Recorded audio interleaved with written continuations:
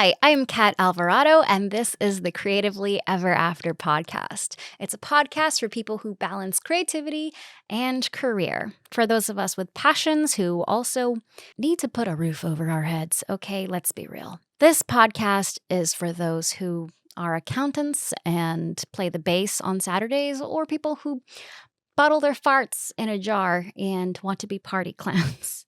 We're going to talk about authenticity, happiness, and how to live our best lives. Without further ado, the Creatively Ever After podcast. I want to introduce my first guest. He is a comedian. He just released a dry bar special this year. It's very funny, and he used to be a lawyer, and now he's a comedian. What an interesting story. Let's learn about it. Please welcome Seth Lawrence. Wow. Thank you so much, Kat. I'm so excited to be here. I'm honored to be the first guest. This is so exciting. This is great. Yes. Yeah. I met you a few years ago at a show, and when you told me you used to be like a corporate lawyer and now you're a comic, I was like, oh, that's fascinating. And I'm glad I remembered that. Yeah, I am the too. Other day, because I was like, oh my God, perfect for my podcast. Hold on a second. Yeah. Well, very fun. I'm glad to be here. So you want to know about this journey? What took me from the prestigious field of corporate contract law to the lowly dregs of stand-up comedy? The wonderful creative adventure that, of course. that stand-up comedy is. How'd you start out as a lawyer? How'd you get into that? I, like you, not raised by immigrant parents, but close. Religious Mormon parents, very close to immigrant parents. Well, Utah is like a different country. So. It is very, very different. They wanted me to be the actual stereotypical man, have a job that is safe, secure, good for a family. That was my goal. So I grew up like every other kid, dreamed of playing baseball one day, and quickly found out I was not good enough to make the majors. Wait, baseball was your plan A. So comedy is it really wasn't like my plan A. It was like my dream inside, that I had until I was like 10. Okay. And I was like, oh yeah, I don't know if I have it in me. I don't think I could do it. But yeah, and then went to, high school, college, and then eventually law school. But I met my wife near the end of my college career. By that point, I had fallen in love with Whose Line Is It Anyway and improv comedy. And I was working at Comedy Sports as an improv comic. And stand-up terrified me. So my wife knew that I had this comedy bug in me, but she also knew that I wanted to be practical and earn a real living as a lawyer. So we both did grad school in North Carolina, and I worked as a lawyer for about a year after law school, but struggled finding a job right out of law school. There are various reasons for that. One, I'm going to blame the economic downfall of the '08 crash. Ooh, that affected me too. A lot of people went back and were like, how can I reinvent my life? And law school was a big one. Because there's not for med school, you have to do a medical related. So it's not that there just weren't a lot of opportunities. On top of it, there's all these seasoned professionals who are going back into law school. So you're competing as this young guy for jobs with all these 35-year-old people who used to be executives. Or had been engineers for a time and then were like, I want to do patent law, so I'm going to go to law school. So it was a very competitive time to get into law school and then to pass the bar and everything else. Yeah.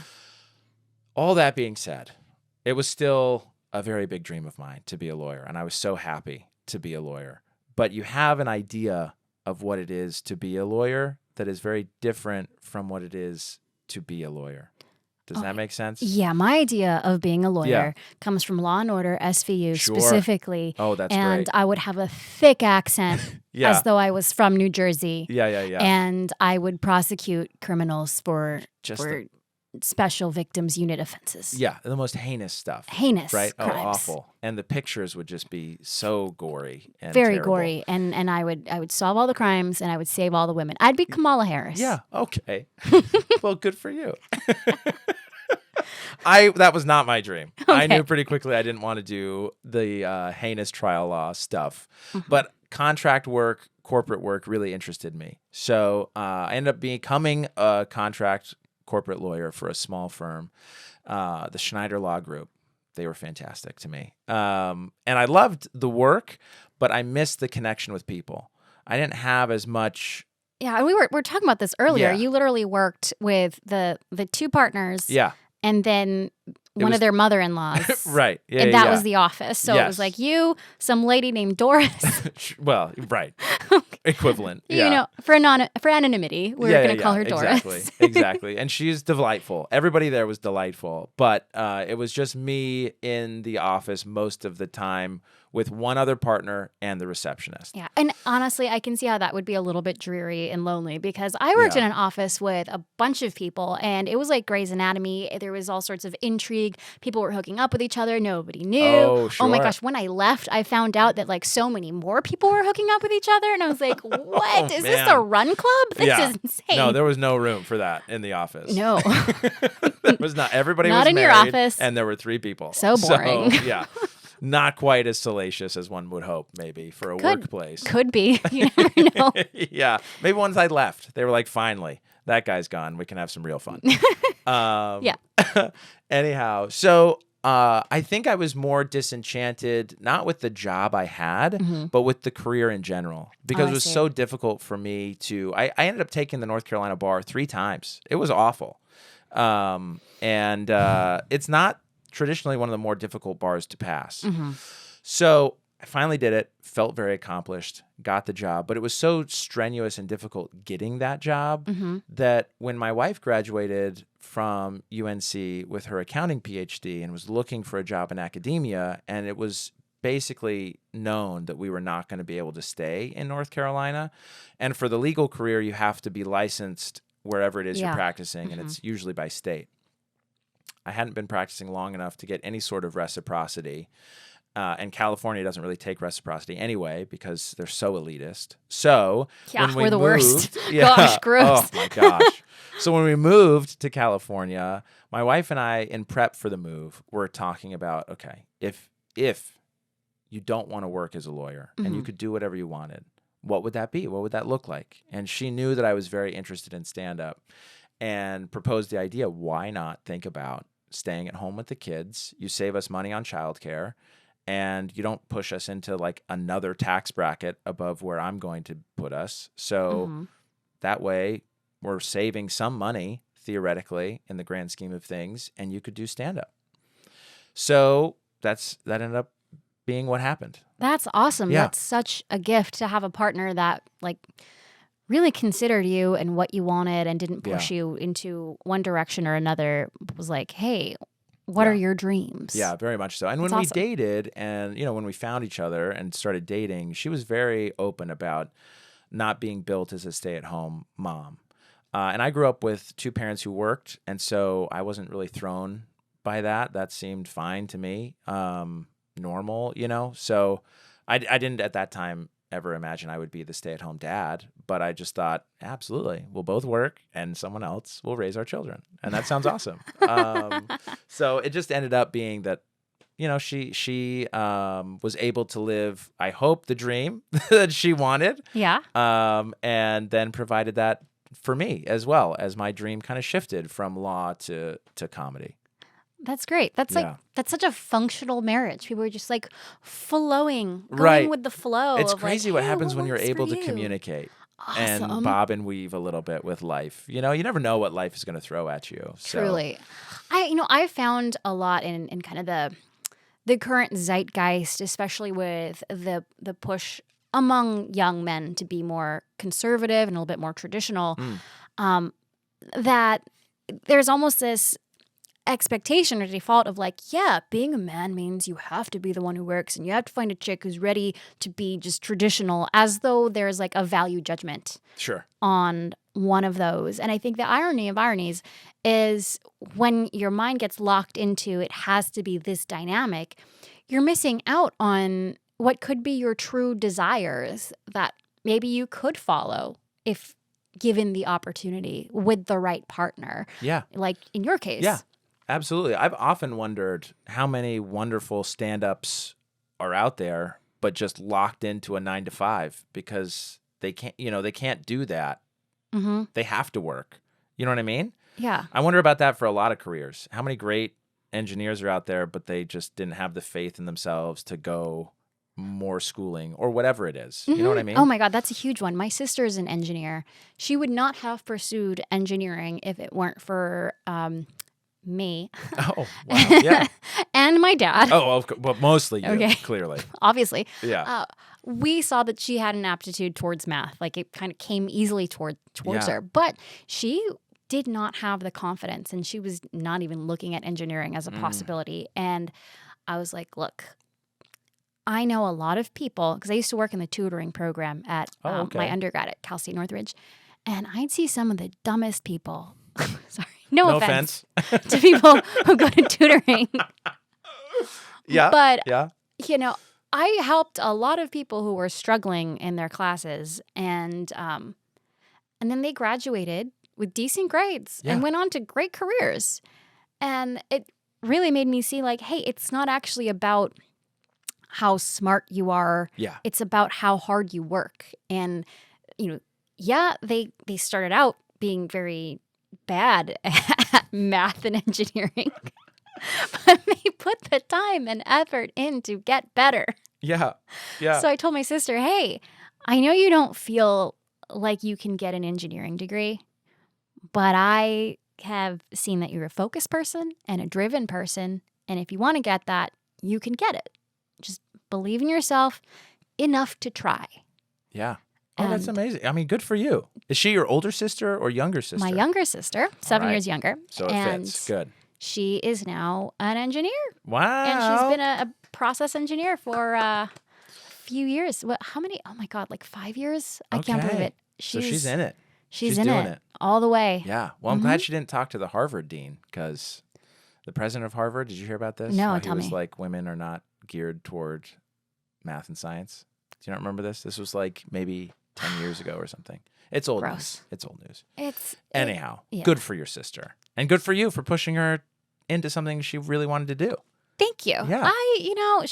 Well, that's an exaggeration. She didn't really want to do anything. Okay. We were just like, how about do the thing you're kind of good at, and maybe you'll be great at it. And she's like, oh, are you sure? Maybe I'll fail. Deep down, she really wanted to do it. Otherwise, she wouldn't have done it. And she wouldn't stay doing it. That's right? correct. Yeah. I don't think so. It's satisfying enough, I Right. think. And sometimes your career just has to be something that takes good care of you, is interesting, and you can go back, you feel like moderately fulfilled. You don't feel all the way fulfilled, but then you find the things that bring you joy outside of that. Yeah. Yeah, absolutely. I don't think a career or another person should answer all of your void.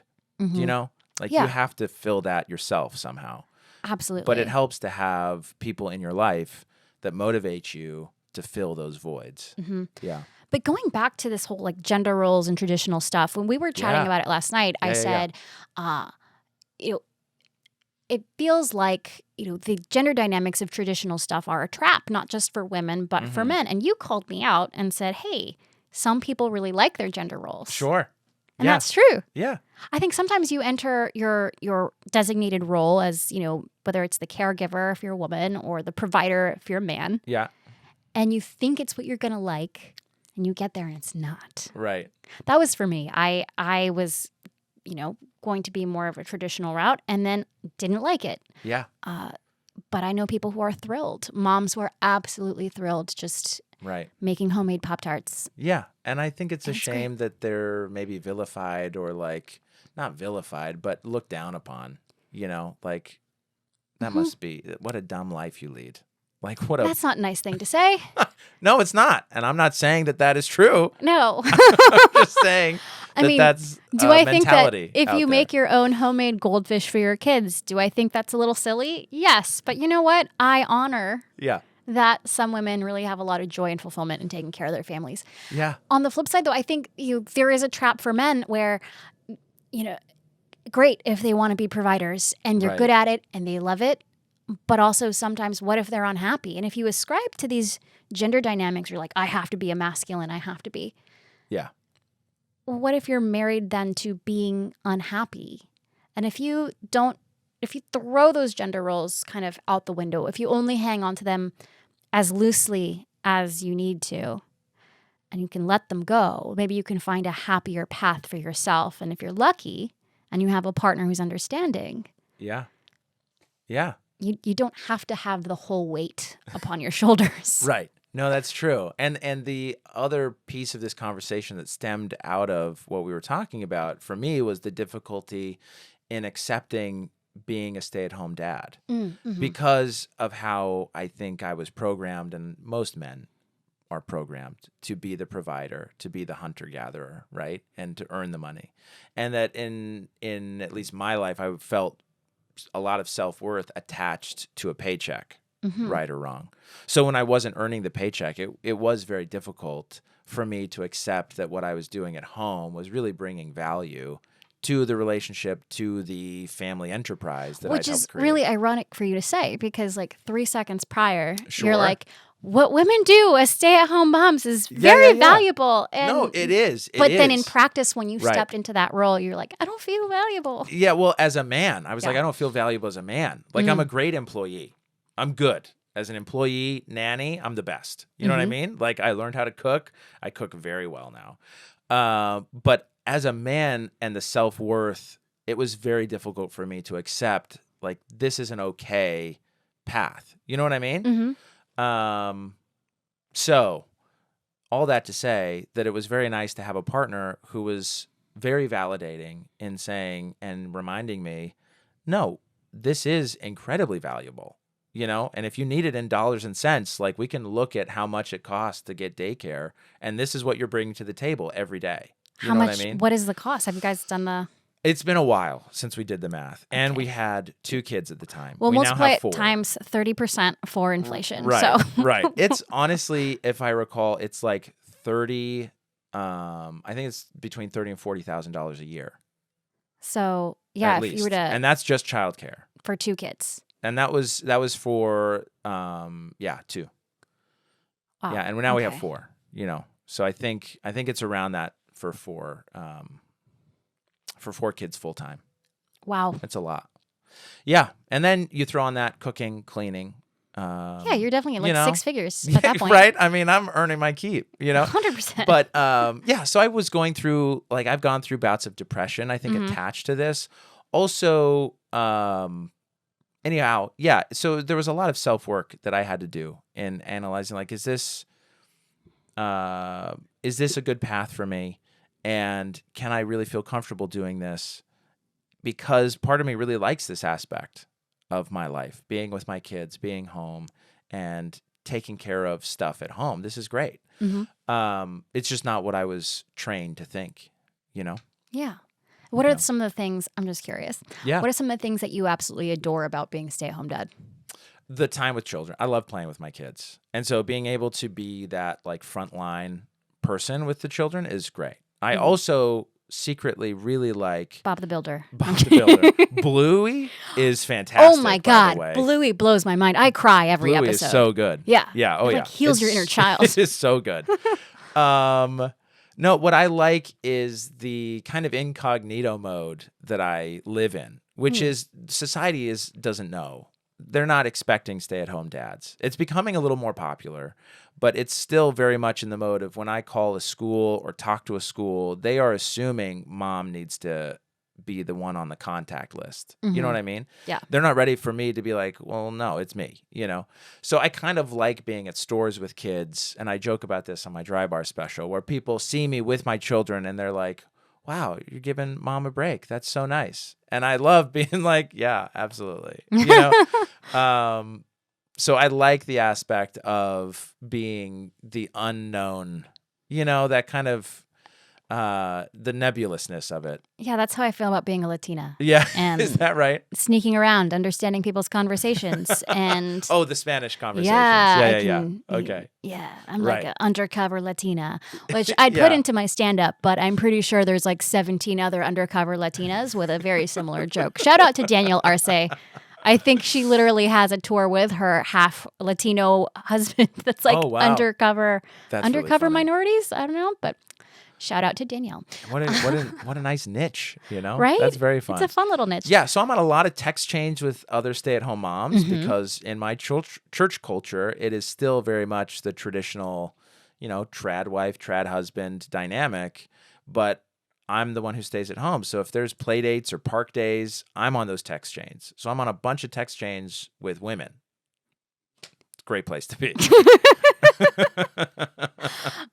That part. As like a jealous Latina, I'm like, you know what? I thought I wanted to stay at home dad as a husband, but maybe I don't love the text chains. Sure. With the other Well, you know moms. what? Not once has another husband been like, this makes me uncomfortable. They're all like, we're not threatened at all. It's fine. It's fine. I guess that's healthy. Yeah, That's very healthy. It's good. But going back to stand up, so Yeah. you leave law. Yes. You guys moved to LA. Yeah. And you started out comedy. You started stand up in LA? Started stand up in LA. I did a couple open mics in North Carolina. And one other piece that really like drove home to me this shift in dream was doing a talent show at my law school at the end of my first year. I did 5 minutes of stand up, which was just like a bunch of inside jokes. It's like your dream set. You know what I mean?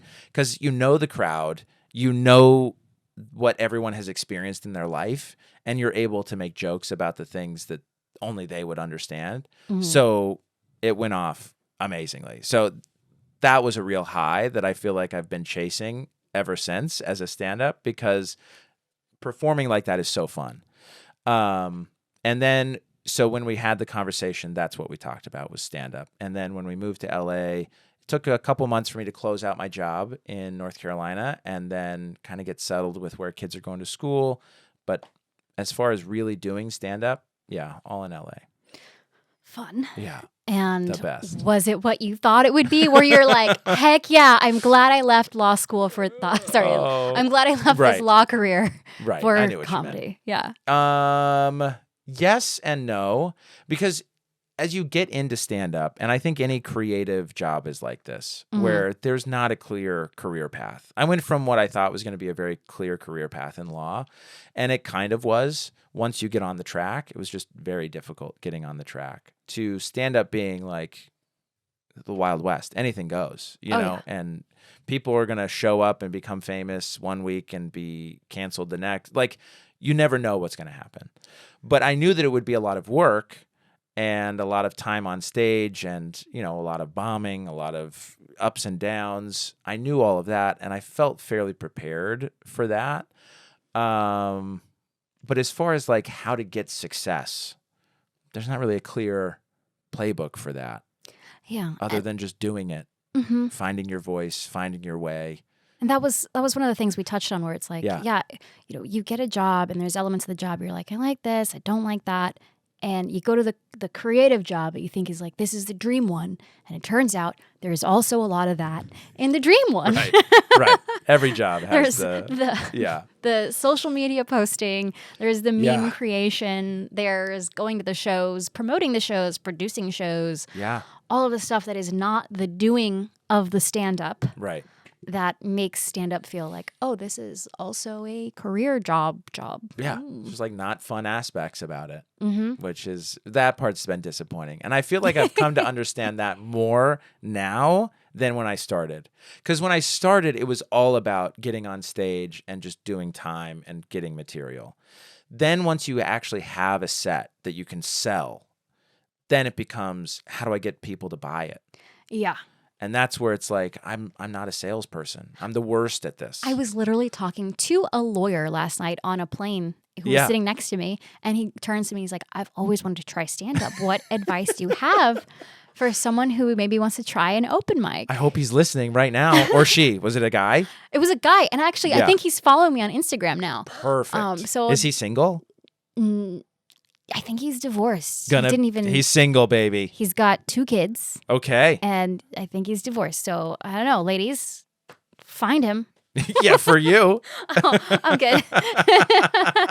No offense. Oh, that's amazing. And what did you tell him? Did you just say? I just stopped in my tracks and I was like, don't.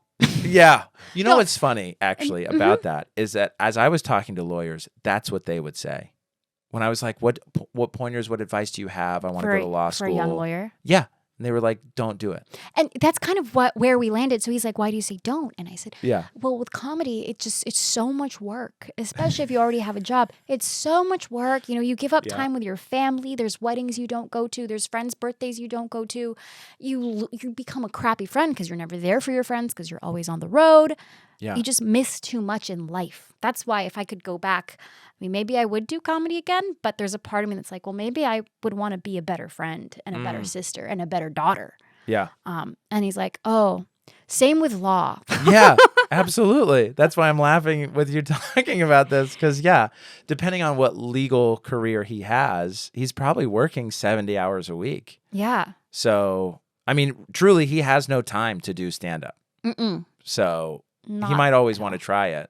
Every lawyer, I think, has a little secret Hollywood wish, you know? I think everybody has a little secret Hollywood wish. Maybe. The only people who don't are like so well adjusted. Like they had parents who loved them really perfectly and made no mistakes. And so they feel so self-assured that it's not even a twinkle in their eye to be famous. I think politicians and lawyers, then there's a big Venn diagram overlap with those two groups. But I think they want Hollywood worse than everybody else, other than those who really make it in Hollywood, you know? I'll believe you. Fascinating. I'll bite. That's so funny. That is so funny. So you do stand up for a long time. And then the funniest of things, the thing you were most insecure about that was giving you trouble, which is being a stay-at-home dad, became the thing that made you unique as a comic. Yeah.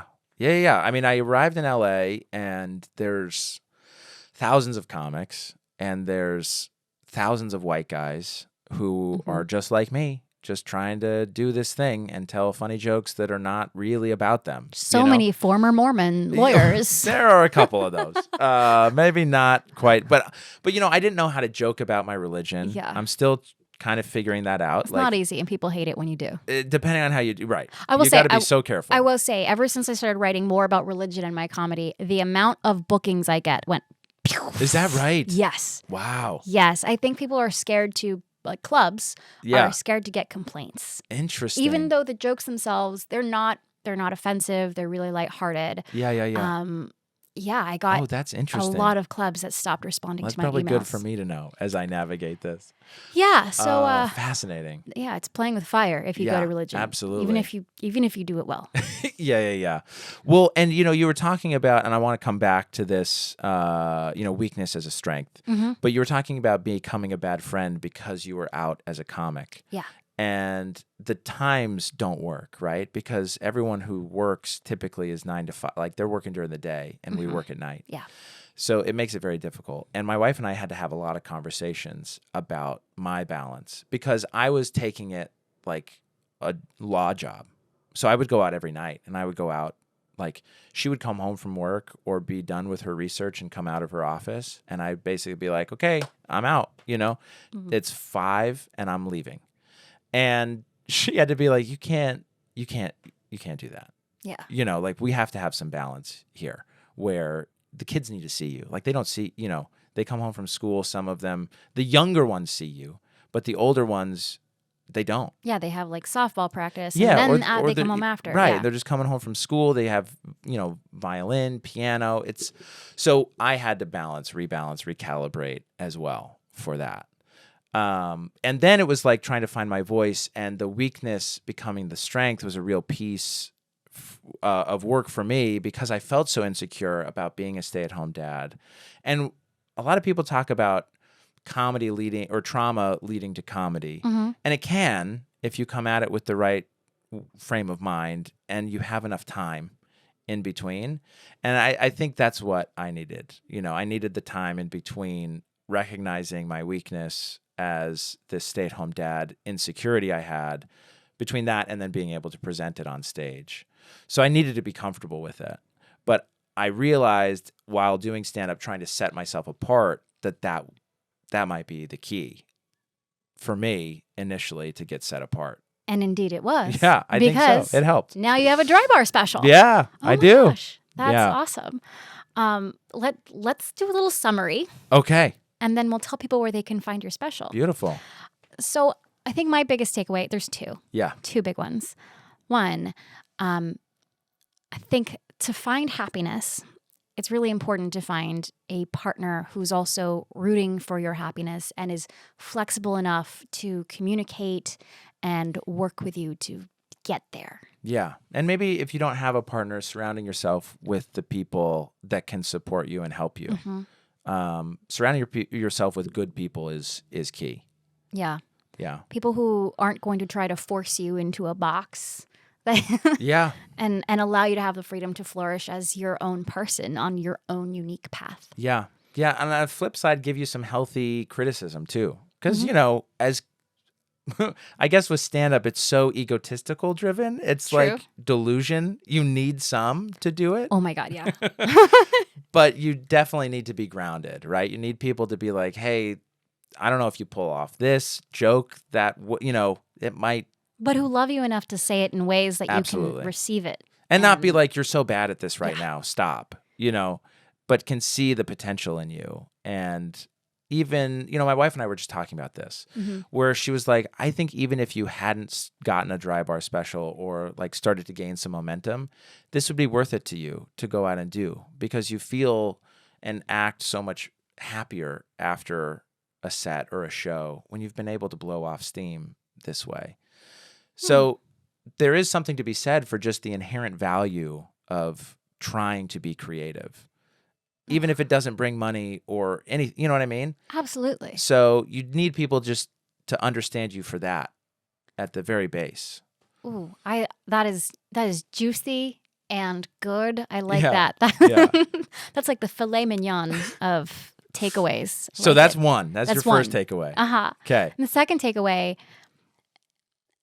sometimes the thing that you like the least about you, yourself, the thing that you struggle the most with and you're insecure about, is the very thing that sets you apart and makes you special and can actually be your biggest strength.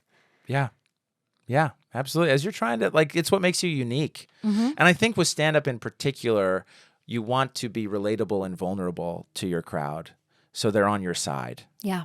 And if you're insecure about something, that's honest. Everyone's insecure about something. It's the most relatable aspect of humanity, insecurity. So it's a great way to tap into that relatability and be vulnerable with people so they're rooting for you. You know, Absolutely. they feel like they get to know you. That's awesome. Yeah. Where can we find your Dry Bar special? Okay. You can find it at drybar.com. It's called Ready or Not. They also have an app, so Dry Bar Comedy app. It's on both those platforms. You can use my name, Seth Lawrence, for a free month when you sign up for a monthly subscription. And they've got great comedy specials on there. Mine is the best. Ready or Not is what it's called. I watched it. I really enjoyed it. It was wholesome, refreshing, lovely. You can watch it with your mom. Well, thank you so So, much. Yeah, it's designed that way. They specialize in clean, family-friendly comedy. Oh, actually. Yeah. Where can we find you on socials? All my socials at Seth T. Lawrence. Everything. Seth, S-E-T-H-T, the letter, and then Lawrence, L-A-W-R-E-N-C-E. That's me. Follow him, please. Yeah. Please. I want to support the people who come on my podcast. As for me, I wrote a hybrid one-woman show, stand-up comedy half hour, about my experience growing up in the church, getting married young, and then getting divorced young, and everything that came after that. It is something I'm so proud of, and it really talks about the experience women have of coping with purity culture, which affects so much of us. It gives us an idea that our value is based in, as women, how much we've been used by men, if you will. And as someone who got divorced, suddenly that value, that purity was gone. And I was a single woman wondering where my worth would come from, if not from that which the church had told me my worth came from. And it was a challenging journey, but ultimately landed in a really wonderful place of realizing it's about loving ourselves for our faults, because that lets us love others with theirs. That's what Holy Water and Tequila is about. It is funny. even though none of that sounded like it would be funny. That sounded depressing, actually. But I've worked really hard to make it a delightful show. Check for the link in my bio to find out when you can go see it. I'm going to come to a city near you and hopefully tour it around so I can tape it as a special soon. So hope you'll come. This is the Creatively Ever After podcast. You can follow me at Cat Alvarado Comedy and follow the podcast on all of social media, and make sure you like, subscribe, rate, and review. All right. Thank you for listening.